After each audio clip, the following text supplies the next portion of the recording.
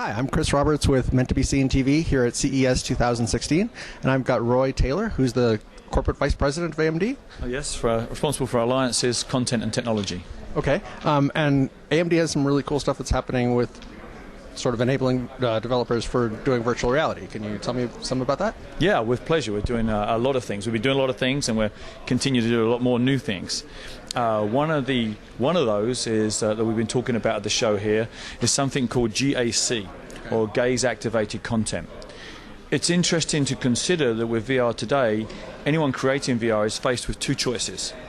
You can either use a game engine to create VR, Unreal or Unity or something like that. CryEngine or one of those.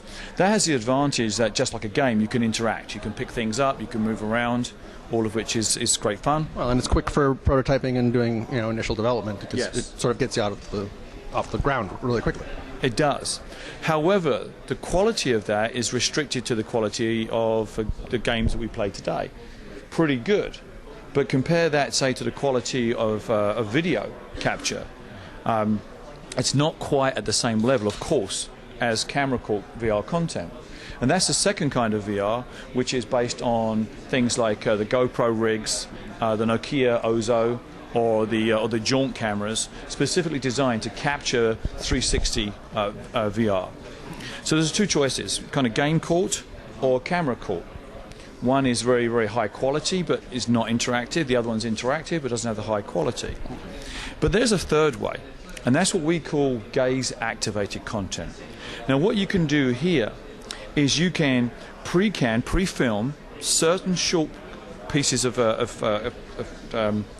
film, and they only, however, play back when you look at a particular part or scene within the VR experience.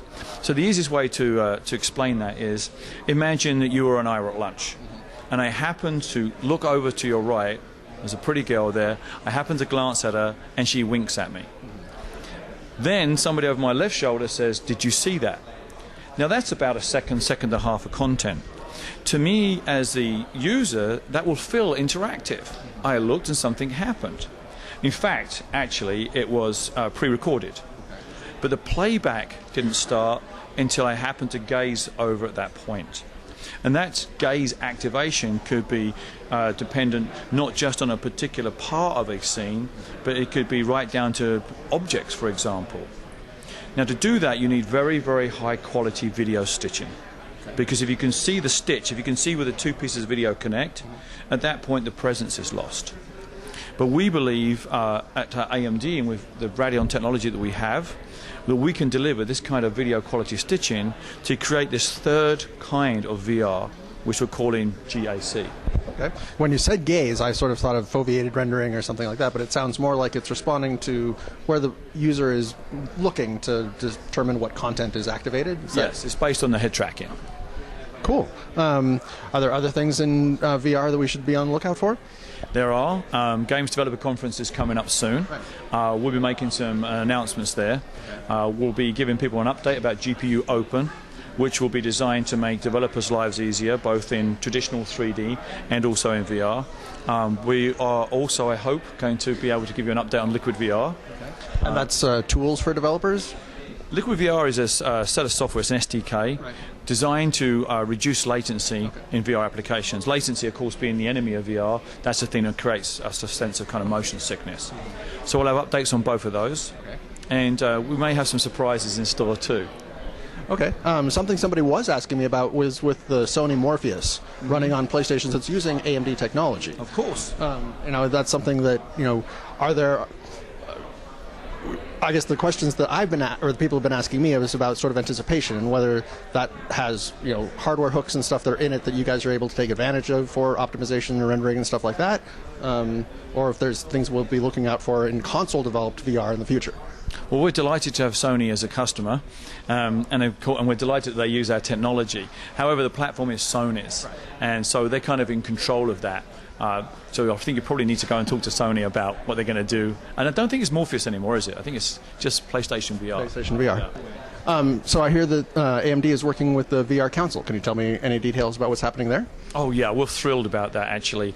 So at E3 last year, a guy on my team, Daryl Sartain, came up with the idea that for some of the big questions facing the VR industry, rather than us try and solve them on our own, why don't we get together with others, form a council, and we can then arrive at a set of suppositions or positions around VR that we can all agree on. If you're wondering what I mean by that, let's face a couple of simple ones. The minimum spec for VR.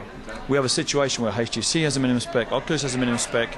Now NVIDIA, of course, is trying to say that they have a minimum spec. This is not particularly helpful. What would be great is the VR Council with representatives from Oculus, HTC, and NVIDIA, Intel, and Qualcomm, anybody that wants to take part, Sony, that we could all get together and say this is what we really believe the minimum spec is.